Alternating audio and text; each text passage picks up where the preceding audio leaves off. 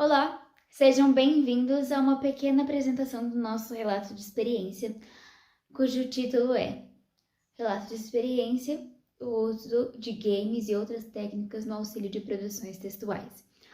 Os autores são Natan Henrique Correia, Letícia dos Santos Bitar, nossa orientadora Rosana Aparecida Deolim de Freitas e eu, Maísa Kelly Parrapaldini. O presente trabalho trata-se de um relato de experiência da praxis docente, adquirida através da aplicação de uma atividade dentro do Programa Institucional de Bolsas de Iniciação à Docência, que é o PIBID. As experiências e observações aqui descritas foram coletadas a partir da aplicação de uma atividade sobre o gênero carta de reclamação, desenvolvidas com uma turma da segunda série do ensino médio durante as ações do PIBID na Escola Estadual Dona Cota Leonel, na cidade de Avaré, São Paulo. Tendo em vista o comportamento textual dos alunos do ensino médio da referida escola, mediante a aplicação de um método que corrobora com a linguística textual, o presente trabalho tem como principal objetivo contribuir para o arcabouço teórico-prático dos métodos de ensino de escritas e reescritas textuais que extrapolam a visão mecanizada da construção de um texto. Além disso, o trabalho visa demonstrar a eficaz inserção das tecnologias digitais no ensino. Bem, para a fundamentação teórica deste trabalho foram utilizados os textos de Koch, de 2021, Platão e Fiorin, 2014, Ribérivec, 2020 e Bassic Morin, 2018. Nós nos baseamos em Koch no que diz respeito à teoria linguística do texto, que é aquela que investiga os processos que envolvem o conceber de um texto. Por exemplo, coesão, coerência, informatividade, intertextualidade, entre outros. E a coesão textual, visando esses mecanismos que vão tecendo o tecido, a tessitura do texto.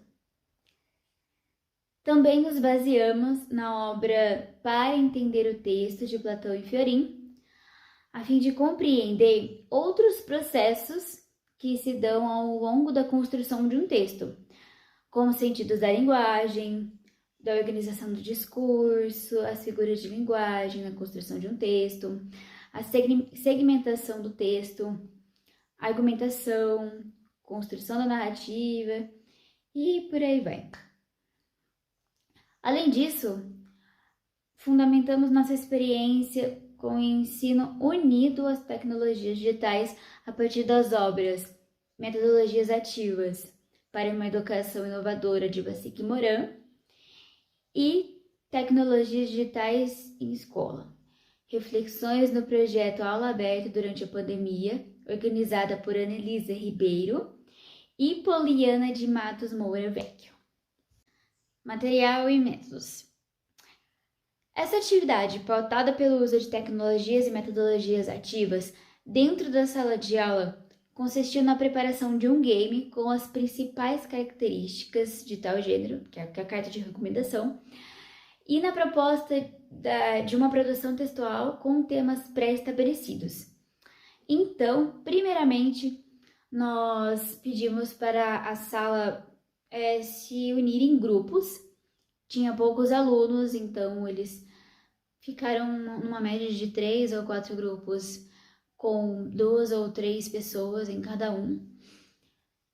E nós fizemos um jogo dentro da plataforma Kahoot e colocamos perguntas relacionadas à estrutura da carta de reclamação. Foi muito divertido, eles se empenharam bastante, né? Ficou aquele clima de competição, todo mundo queria ganhar. E depois que eles fizeram isso, eles puderam relembrar essa estrutura para então eles iniciarem a produção de texto. Nós selecionamos ao todo mais ou menos 5 temas pré-estabelecidos que eles sortearam. Cada grupo sorteou e, com base naquele tema, eles teriam que escrever a carta de reclamação com a estrutura certinho, entregar para a gente depois. Por fim, as principais asseverações que retiramos dessa experiência foram a necessária utilização de métodos que não são apenas aqueles que enxergam o texto como uma estrutura engessada, né? E sim aqueles que demonstram ao aluno a realidade linguística do texto e a dinâmica criada pelo uso de tecnologias digitais.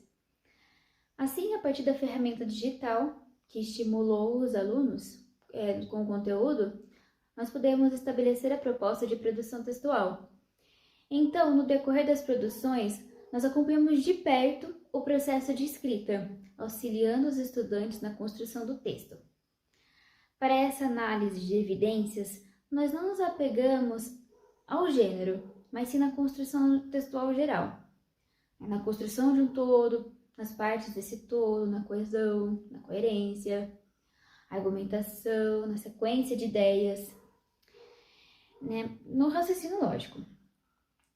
Os alunos pensavam em cada ideia que queriam expressar no papel, e nesse aspecto, todos eles tiveram bastante dificuldade, mas nós procuramos auxiliar e falamos também sobre as diferenças entre escrita e fala e os recursos que cada uma oferecem e exigem.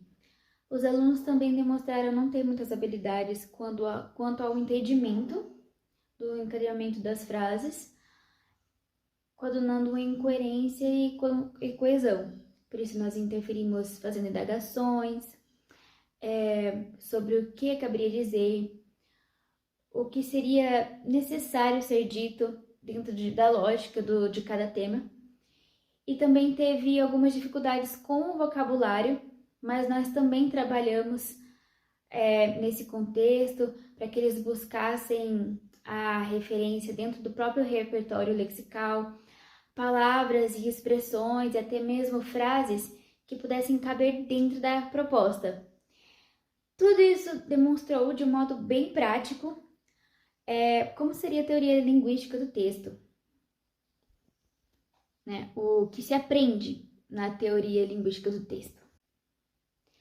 Essa atividade permitiu que nós, PIBidianos, constatássemos o êxito do uso de técnicas de escrita e reescrita que propiciam aos alunos o desenvolvimento da compreensão letrada da organização e do funcionamento da língua na modalidade escrita. Nós também percebemos o necessário envolvimento de tecnologias digitais no ensino, dado que elas aproximam os conteúdos dos alunos, pois, como é dito no livro Metodologias Ativas para uma Educação Inovadora, organizada por Bassic Moran, há a intensa expansão do uso social das tecnologias digitais de informação e comunicação, que são as TDICs, e essas mudanças convocam a participação e colaboração e requerem uma posição crítica em relação à tecnologia, à informação e ao conhecimento, pois influenciam a cultura, levando à emergência da cultura digital. Essas são as nossas referências, que já foram citadas anteriormente. E, por fim, nós agradecemos a CAPES por oportunizar experiências como essa e agradecemos também a nossa orientadora e professora Rosana Aparecida Deolim de Freitas, que ministra as aulas de língua portuguesa na Escola Estadual Dona Cota Leonel. Obrigada!